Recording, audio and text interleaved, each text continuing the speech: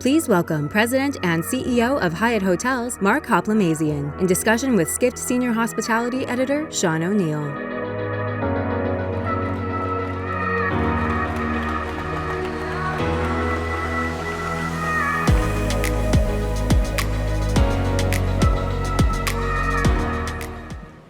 Hey, Mark, thanks for joining us today. It's a pleasure. Thanks, Sean. Yeah. The theme of Skift Global Forum this year is about how human-to-human connection was the original promise of travel, but we have all this talk of generative AI, we have digital tech. As I was joking with Mark earlier, you go on vacation and everyone's just staring at their phones. There was something that you said, Mark, 8 years ago when you were on stage at Skift Global Forum that I thought was really relevant on this point. So we're going to play a clip now from what you said. So as we think about applying empathy in our business, we think about it as the essential capacity to bring humanity back into hospitality. At Hyatt, we have an equation that we use. And it's an equation that we put together to remind ourselves to reverse perspective, practice empathy, and combine it with action. So it's a call to action. So it goes empathy plus action equals care. And care is really the essence of what we stand for. It's why we exist as a company. We care for people so they can be their best. And when we're at our best and when our industry is at its best, we can actually fulfill that mandate. So 8 years ago, my empathy there is you look the same. I don't know what you're doing. But how do you use at Hyatt that kind of equation today for human-to-human connection? So first of all, hi, everybody. It's great to see such a robust crowd here, and what a beautiful venue. And thank you, Sean, and to Skift. Look, it is probably more intensely focused on today than it was 8 years ago. It has become sort of the underlying fibers of the fabric that makes up our culture as a company. We call anybody and everybody affiliated with Hyatt as members of the Hyatt family. Because it's a very familial set of relationships. It's more emotionally based than it is transactional. And COVID actually put this to the test, because you can imagine we declared our purpose back in 2015, and at that time, during COVID, soon after COVID, like within a month, we were faced with widespread shutdowns and a very, very uncertain future. And we had to make the most excruciating decisions we've ever made about reducing our staff and our team members and so forth. And the question that I really struggled with was, how can you have a purpose as a company, which is to care for people so they can be their best, and yet take actions like laying off people? How do you reconcile that? And what I realized, and I had some help from a famous physicist called Niels Bohr, who said, sometimes the opposite of a fundamental truth is not a falsehood, but another fundamental truth. And in that case, we had an existential threat, something that we thought we needed to do to ensure that we had a future, and at the same time, we had to care for people. So we said, great, we don't think we have a choice. This is the decision we've come to, and we have to maintain this responsibility to care for our people. So we set up a care fund. I think we distributed over $18 million to individuals who needed additional help. We created a digital platform. All those things came to life. And we came out of COVID. My board asked me, what are you most worried about? And I said, I think what I'm really worried about is that we're wrong and we've taken this dire action for no good reason. Like, if COVID's over in 2 months, I really don't know emotionally whether I could continue, because the amount of pain and disruption that we would have created. But we did everything that we possibly could have to help support our colleagues, both those who left and those who stayed. Those who stayed had a hard time too. And so I would say we came out of COVID more committed to our purpose and more proof points around what it means to actually care for someone. So I would say it's super strong, and it is our North Star as a company. I like that explanation. I think it's a natural segue to go to some community engagement program that you're very passionate about, which is RiseHY. Yeah. What is it, and why is it relevant to the audience? Yeah, I think, look, one of the things that I think we all experience in different places around the world, and you've seen in places like New York City, where it's quite acute, and places like Chicago, where I'm from, where it's very acute, there are a number of different realities for individuals, especially those living in underserved and underinvested communities. And we see it in stark contrast in places like India and in Brazil, frankly, in the United States, where you've got a lot of underserved people, and the gap in income and the gap in wealth and also the gap in opportunity is so vast that you end up with really a cognitive dissonance about what community really is all about. And in our business, if I think about future-proofing hospitality, one of the key things we all have to focus on is caring for our communities and making sure that we're helping to get those who are most disadvantaged and don't have the access to the opportunities into jobs. And in our business, we have so many opportunities to bring in people who have such a limited skill set, in fact, no skills, to start a job at an entry level, learn skills, develop, and then be able to be have successful careers. I've got a member of my direct report team who started as a trainee out of college. Now, that's already 4 years advanced from many of the people that we're trying to hire. So we're focused on opportunity youth, 16 to 24 years old, and going into those underserved communities and pulling them into Hyatt. We made a commitment to hire 10,000 opportunity youth by 2025. We're well on our way to do that. But we're seeing how we can leverage that further and do that at a higher rate. And 2025 just happens to be a marker. It's something that I think we as an industry can do that will make a huge impact in the world. So that's what RiseHY is about. It's an ambitious goal, and if you want to Google that, so I was RiseHY. That's right. RiseHY. Yeah. Right. So I want to ask a big picture question and a couple of Hyatt strategy questions. Okay. So I think everyone in this room is wondering, how long will the post-pandemic travel boom continue and go on for? And Hyatt is a proxy for that to a certain extent. Earlier this month at an investor conference, you gave a couple of numbers. You said that leisure is back, compared to 2019, leisure is back better than 100%. Group travel is at 100% and the story's improving. Large corporates are at 90%. And then business transient is like your smallest segment. It's like only about 86%, but also improving. So how long will this boom go on for? Well, we happen to be sitting in New York City. And the other thing I observed on that trip when I was here is what I was hearing from our hotel teams about locals, not locals, but people coming in to the restaurants and venues that we've got in our hotels who were travelers coming to the city, and also locals. And I'm thinking, so if they're seeing a higher incidence of people like kicking off after work and grabbing a drink, that means there are more people in offices. And I was stunned. I just looked at some data yesterday. Our bookings into October for business transient travel into New York are up 20% over 2019 levels. 20% over 2019 levels. Which is shocking. Yeah, I'm surprised. Just shocking. And we were all wondering, like, is this going to be, are we going to see business transient really kind of like in a sideways motion for an extended period of time? So look, we all know 1 month does not a trend make. And October is a very, very busy month. It's probably, yes, there's UN General Assembly week in September, but October is always the busiest month of business transient travel.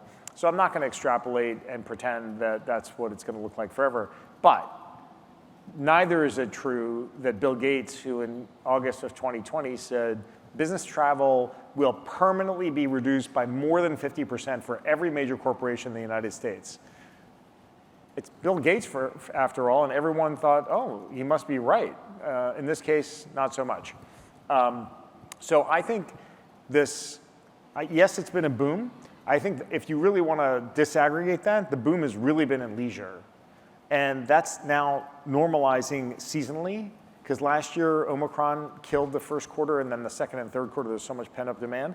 Now this year, things are going back to a more normal kind of seasonal profile. But group business is really just booming at this point as we look into next year. Case in point, right? You're all here for a reason. You could do it, you could just, plug in, but you're not. Why is that? You can answer that for yourselves. But that's happening across so many companies and organizations, associations, and the power of human connection can never be underestimated. And I think that's what Bill Gates missed. Really missed the idea that human-to-human connection is actually the essence of what makes creativity work, what makes personal relationships rich and enduring, and really elevates sort of the human spirit. So that's super powerful stuff. And I think that's what's going to sustain travel. Now, I don't think that, I think we're going to start to normalize, but I see no evidence of rate declines that are going to be significant. I see we have significant gaps still relative to pre-pandemic levels in occupancies. And world travel, that is international cross-border travel, is America to Europe and vice versa, all good. Asia is like at a fraction of what it used to be. So that's the next big incremental travel base that I think is going to sustain us into further sustained performance. Cool, thanks. Yeah. So it's been busy in the 5 years since you were most recently at Skift Global Forum. Yeah. In those 5 years, you've revved up the metabolism of Hyatt, so it is now the fastest hotel development pipeline of any of the major hotel groups. You've doubled the number of luxury properties you've had, tripled the number of all-inclusives, quadrupled the number of lifestyle hotels. I did a snap poll question of a friend of mine. I was saying, like, what does Hyatt mean to you? And the first association was JP Morgan having a holiday party in an urban hotel with like an glass atrium. Your strategy seems to have pivoted. So what should we understand about your strategy? Yeah, I think, frankly, the strategy was derived from the customer base that we serve and what their needs are.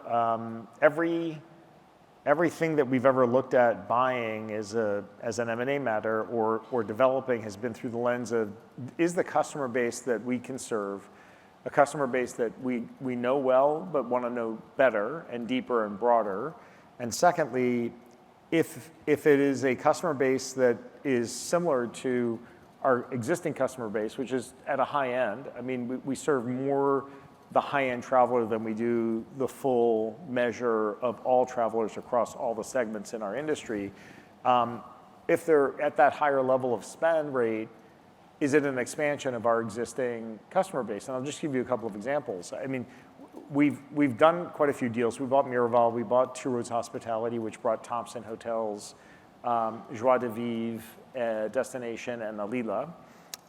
Then we bought Apple Leisure Group. And in all cases, we started with this question. What's going on with the customer base? Is this something we can understand? And how do we actually evaluate the culture of the company? Because the underlying culture is critical. When culture is going well, anything is possible. And when culture is kind of like fits together like this, nothing is possible. Everything just stops and you end up with friction and it's not good. So thankfully, we actually, I think, evaluated at least those three acquisitions correctly. But in the case of Dream Hotel Group, which is our most recent acquisition, very similar demographic from an household income level, 20 years younger average age of guest. So we thought, well, that's an interesting dynamic because that's an expansion of a customer group, sort of the generation below, if you will, of the customer groups, our average across our system, but they're high earners and they travel a lot and they spend a lot on travel. So we thought, okay, this is a fantastic opportunity to actually broaden our reach and really engage in that way. But we did look through the lens of absolutely deciding we needed many more resorts and leisure-focused hotels. So Two Roads Hospitality in general was 75% focused on leisure, 25% focused on business. Hyatt's exactly the inverse of that. We were at that time 25% leisure and 75% business. Apple Leisure Group is nothing but a resort company. I mean, it's all leisure. And Dream is actually much more of a balance of about 60-40. 60% leisure, and 40% business travel. So we made a affirmative decision to go in that direction. We also looked at our own pipeline, and the fastest growing brands that we had in our own pipeline were lifestyle hotels. So that's really it wasn't rocket science, basically. It's just really being thoughtful about what we're seeing and what we could execute and how we actually could bring that to life in a different way. Sure, following the customer, so to speak. Yeah, exactly. Okay. I guess there's some news today that Marriott has introduced a new mid-scale brand, 4 Points Express by Sheraton. And then I was speaking with the Hilton CEO, Chris Nassetta, last night, and he was talking about this year they launched 2 new brands that were in the mid-market. Yep. So you have a new brand, Hyatt Studios, and that is also in the mid-market, and that's not the classic luxury, some of the products that people most associate with Hyatt. So is this the way that Hyatt is going to sort of fill out the brand grid in order to continue to grow by sort of going down the scale? So this will not surprise you to hear that. What did we start with? We started with our guest base. Okay. And we looked at we looked at our loyalty members and said, how much are they spending outside of our system? And we got some remarkable data that we were able to derive a lot of information from. And it turns out that actually even our best core loyalty members spend more outside of our system than in our system. Interesting. Yes. So I was, of course, dismayed and shocked by that revelation. And I said, okay, so the bad news is that's not good. Like we should have more representation where our guests are traveling. And secondly, what a huge opportunity. Like we have a massive amount of, the share of their wallet to grow into. And we did a lot of work on it and came up with the conclusion that over 2/3 of those travelers, when they were staying outside of our system, there was no Hyatt within 5 miles of the place that they stayed, and they also were staying at a lower price point at a hotel. By the way, those things are not just coincidences, they are actually relevant coexisting conditions, because many of the markets in which we have no representation are markets in which you can only find a mid-scale brand. Because we have the same penetration in gateway cities around the world as our big competitors like Marriott and Hilton and so forth. But when it comes to suburban, interstate, tertiary markets, we fall off the map because we have nothing. Because you can't really build a Hyatt Place or a Hyatt House, an upscale brand, in a lot of those markets and have the math work. So we thought, okay, well, how do we actually enter that market? It has to be adjacent to where we are today. I think companies who have a bimodal distribution of activity and loyalty members it doesn't work as a network. So we wanted to be directly abutted to where we stand at the moment. So it's really the extension down by 1 notch in segments, but it had to be a differentiated Hyatt version of an upper mid-scale extended stay product. So we applied agile practices that you might find in software development to brand launch.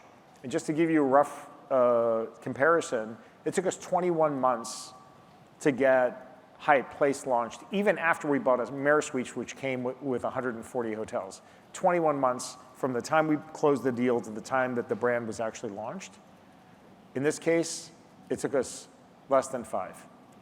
Less than 5 months compared to 21 months before? Mm-hmm. Now, that was 2007, and this is obviously 2023, but we did it through an agile process. And we had weekly retros, sorry for those of you who are not software developers, just like recaps. We did stand-ups. We had work streams, but each one of them was set up as a pod of cross-functional people, real-time decision-making, and we moved extraordinarily quickly, including having a finalized brand with logo, IP protected, et cetera. So, and our first groundbreaking is in 2 months.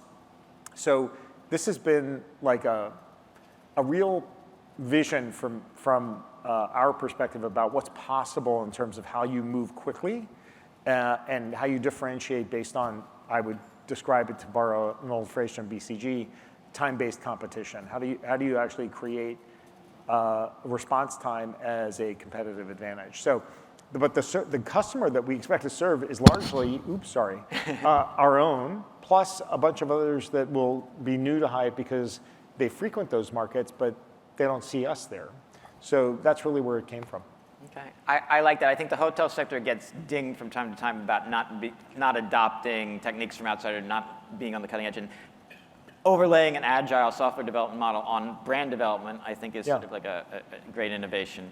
Remind everyone in the audience, please upvote the questions, and we'll get to some audience questions. And if you haven't already asked one, feel free to add. So, Mark, I have a question on sort of related to the climate. Last week, you mentioned the UN Secretary General said that humanity has opened the gates to hell by not reducing carbon emissions fast enough in order to avert a crisis. And Skift Research, my colleagues, have done a report earlier this year comparing the different hotel groups on how they're doing in terms of measuring and then reducing carbon emissions. Hyatt, very good performance at the corporate level, very impressive. But when the report looked out at the whole industry and all the brands, independents worldwide, when it comes to development and also most particularly operations, people are not measuring, overwhelming majority are not measuring, let alone reducing. So with governments not acting in a fair, consistent, or ambitious manner on this, what is a next step for the industry that you might like to see? I think in some ways, during the pandemic, for example, just by way of analogy, I was chairing the American Hotel and Lodging Association at the time. We established a cleanliness standard. That we wanted to have and I said to all the other brands, we're not going to distinguish one from the other in terms of how clean or sanitized your hotel is. So let's actually get together and actually provide what the public needs to know is that it's safe to enter a hotel, and that the industry has gotten behind a standard. And when you see that the hotel is abiding by those standards, it gives people confidence. That's great for the entire industry. So let's do that, which is what we did. I think we are fast getting to a point where a similar standard needs to get applied. It's under development in different ways. Now, one issue with the hotel business that you don't have, for example, on airlines, well, you do to a certain extent, but maybe less acute, or other vertically integrated companies where you actually own or lease your locations is we have an owner who owns the property, and then we are the manager. So to your point, it's about the building and it's about the operations. So I think we can probably align on operational. I'm not sure that yes, there are LEED certifications, but there's no mandate that says you have to be LEED certified at a certain level. So I think that the standards that we will likely start with are operational. And over time, with the application of more and more green building practices, we need to make sure that we're staying abreast of that and helping our developers find those solutions. Okay, great. We have an audience question. Hyatt Globalist seems to have a cult following. What do you think are the keys to building a successful loyalty program? Empathy. Okay. I mean, honestly, sorry to be a one-note, person, but during the pandemic, we reached out to our highest ranked elite members, and we checked in with them not because we were trying to book travel because they weren't traveling, but just to find out how they were doing. We have a core group of customer service colleagues who face that elite customer base. And that's what their job was for like 3 months. And we even sent out like care packages from the last city that they visited. Nice. Just different things to help them remind themselves of travel and how great it is and what they can think about in the future in the midst of like so much torment and things like that. We did the same with corporate customers. I spent a lot of time on Zoom calls with C-suite executives from our top 10 customers, just checking in, like how things going, what's happening in your business, what can we be doing? And we've gained market share with 90% of them. And the reason, I think, is because we went towards them with that as our behavior in COVID. And I think that's really a long answer to the short question, which is, why is World of Hyatt working well? I think the answer is because we're really deadly serious about the practice of empathy. Like it's part of our fabric of who we are. Cool.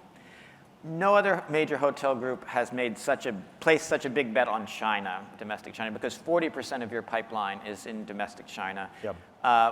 Given the evolution of geopolitical tensions that unfortunately might happen, do you have any concern that domestic Chinese travelers may cool to U.S. brands in the coming years? It is something that's on my mind. I haven't seen any evidence that that's the case.